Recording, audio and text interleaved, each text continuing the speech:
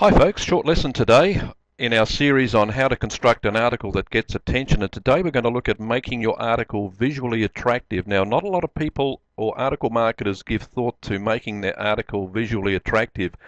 Let me give you a scenario. If you came to a page and all you saw was a big blob of words, just a mass of words with hardly any breaks, hardly any paragraphs, would you be inclined to read that article? More than likely no, because it looks like hard work to read. And that's the problem that a lot of article marketers have when they're writing their article. They're obviously very happy with their content and what they've got, and they tend to forget that still there is some work to do. And it's a psychological thing. Somebody coming to a page and suddenly seeing a mass of words is going to think, well, that looks like hard work to read. I may need to move on, and usually they do move on. They tend to look for something that's a lot easier. Even though your article may have the content that they're looking for. So today I just want to give you an example of how to make your article visually attractive and not make it look like hard work to read. Let me pull up a notepad file here, and in it I've pasted an article I recently did, and basically it just looks like one big blob. If you came to this, you'd think, well, that looks like very hard work. There's got to be something easier to read.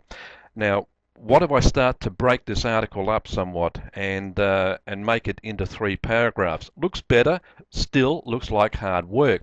What you really want to do is really start to break it up, you know, into at least 8 or 9 paragraphs, sometimes even more, depending on the length of your article. And as we go through this article and start to put some gaps in it, it starts to look a lot more attractive to read, doesn't it? Because a reader coming to this is going to think, well, this is crazy. There's got to be something a lot easier to sink my teeth into than having to get through this mess.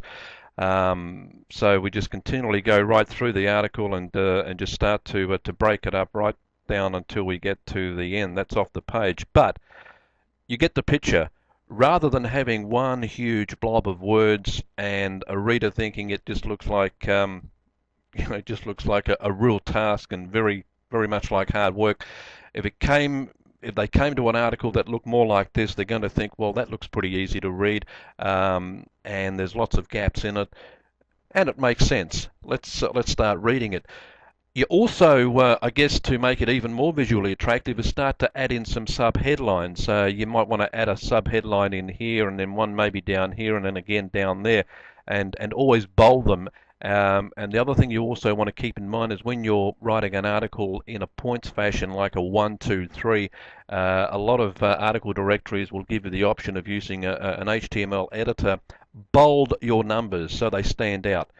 Just a couple of tips to keep in mind. So just wrapping up today's lesson, it was short. Break the article up so it doesn't look like hard work to read, and no more than 2 to 3 sentences per paragraph. That is very important. Break it up. Make it look like it's broken up and make it look like it's a fairly easy read, and in more cases than not, your reader is likely to stay with you.